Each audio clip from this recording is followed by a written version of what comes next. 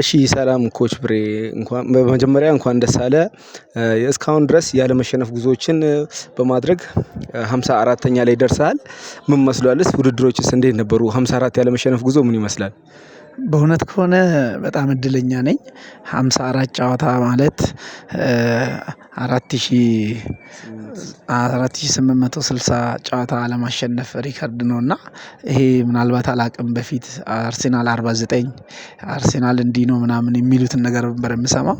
በእኔ ክለብ ግን እንዲህ አይነት ነገሮችን ሳይ እጅግ በጣም የሚያስደስት ነገር ነው ብዬ ነው የማስበው። ውድድሩ ሁል ጊዜ ያው እኔ ላይ ይጠነክራል እሱ ደግሞ የበለጠ እንዳሸነፍ ረድቶኛል። ማንም ክለብ ማንም አሰልጣኝ ማንም ተጫዋች ንግድ ባንክ በሚጫወትበት ጊዜ አስቦበት ተጨንቆ ነው የሚመጣ እና እኛ አሁን 3 ጨዋታ ተጫውተናል እስካሁን ድረስ ቤስት ቡድን አላወጣንም። 11 ጎል 12 ጎል አግብተናል። አንድ ጎል ብቻ ነው የገባብን እና እጅግ በጣም በሚገርም ሁኔታ እየሄድን ነው። ይሄ ለኔ እድለኝነት ታሪክ ነው ብዬ ነው የማስበው። ያለመሸነፍ ጉዞ ስሜቱ ምን ይመስላል? ሜዳ ላይ ስገባ ልጆች ጋር ያለው ይሄን ነገር እስቲ ያለመሸነፍ ጉዞ ከምን ያህል ጊዜ ጀምሮ ነው ይሄ ነገር ሊመጣ የቻለው? በተቃራኒ ቡድን ላይ ከፍተኛ ተጽዕኖ ይፈጥራል። ምክንያቱም በየጊዜው የማይሸነፍ ቡድን ይዘህ በምትገባበት ጊዜ ያኛው ተቃራኒ ቡድን ደግሞ ሁሌ ምን ያስባል? በቃ ይሄ ቡድን እንደሚያሸንፍ ብሎ ይረዳል እና ይሄ ደግሞ እኛም በደንብ ጠቅሞናል። ግን እኔ ደግሞ መስራት ያለብን በየጊዜው ጌም አዲስ እንደመሆኑ መጠን ዛሬም አዲስ ነገሮችን ማሳየት እንዳለባቸው እና ያንን ነገር አድርጌያለሁ። እንግዲህ ኦልሞስት ወደ 3 አመት አካባቢ ተጠግቷል እና አለመሸነፍ ስሜቱ እጅግ በጣም ለሌላ ታሪክ ለሌላ አላማ ለሌላ ሀሳብ እንድትሄድ ነው የሚያደርገው እና በእኛ ባለማሸነፍ ብዙ ሰዎችን በደንብ ማስተማር ይቻላል። እኛ አሁን ይሄን ሁላ ጨዋታ ባለመሸነፋችን ሌሎችም ክለብ ሌሎችንም ደግሞ አሰልጣኞችንም ለነገ የኔን ታሪክ ለመጋራት የበለጠ ይታገላሉ ብዬ አስባለሁ እና ለሀገር ትልቅ ገጽታ አለው። እሺ ሀገራችን ላይ በሴቶች እግር ኳስ ቀዳማዊና ብዙ ታሪክ ያለ አሰልጣኝ ነህ። ጠንካራ ጎን ምንድነው? እና እዚህ ለመድረስህ ይሄ ሁላ ነገር ስታደርግ አሁንም ታሪክ እየሰራ ነው። 54 ያለመሸነፍ ጉዞ ማለት ኦልሞስት ወደ 2 አመት 1 አመት ተኩል አካባቢ ነው። እና ይህ ጠንካራ ጎን ምንድነው? ሚስጥሩን እንደው ብታጋራልን። የመጀመሪያ ስራ እወዳለሁ ታታሪ ሰራተኛ ነኝ ምክንያት ምናምን አልወድም።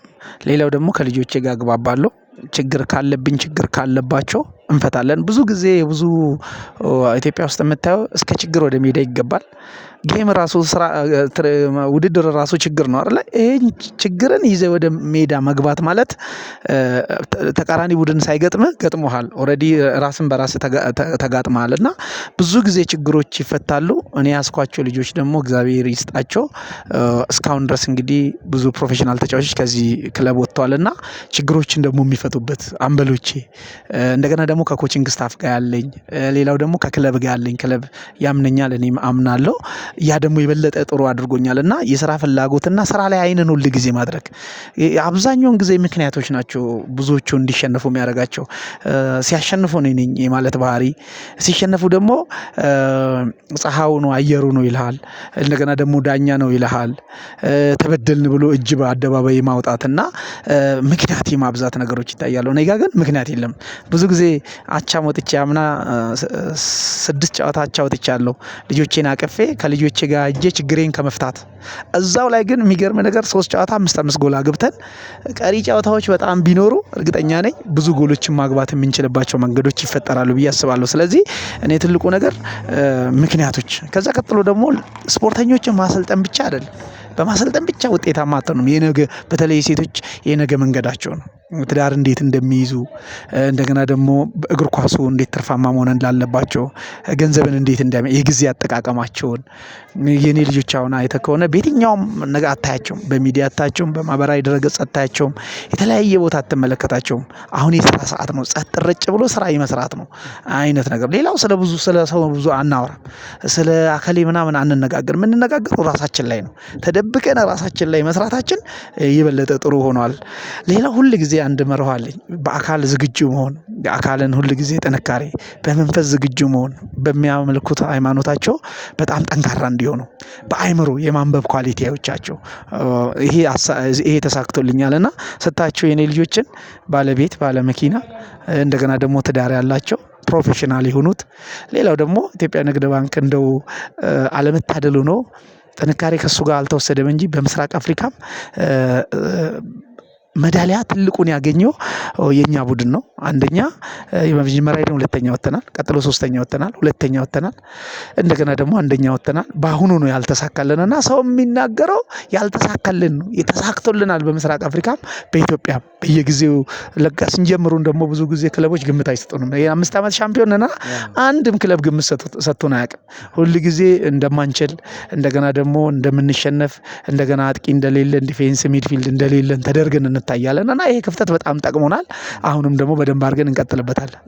እሺ በስተመጨረሻ ማለት የምፈልገውና ማስተላለፍ የምፈልገው መልእክት ካለ? በኢትዮጵያ ሴቶች እግር ኳስ ታሪክ እየሰራን ነው። በተለይ ንግድ ባንክዋን ምንድነው ታሪኩ?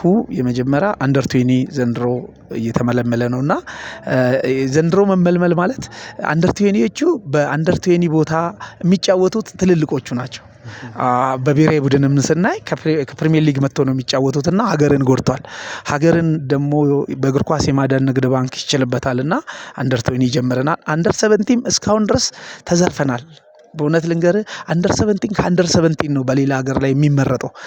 እኛ ግን አሁን ከንግድ ባንክ በትክክለኛ እድሜ ጀምሯል።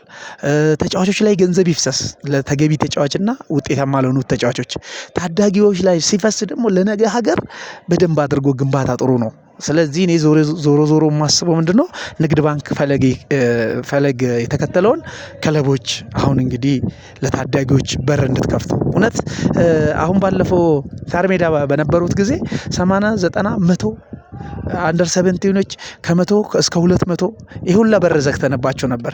ቁጭ ብለን ብቻ የክለብ ስራ አስኪያጅ ሆነን ወይም ደግሞ የክለብ ፕሬዝዳንት ሆነን በየአመቱ እንደ ሹራብ ተጫዋቾችን ከክለብ ነው የምንገዛው። ለታዳጊዎች ለወጣቶች የምንከፍተው በር ትክክል አይደለም።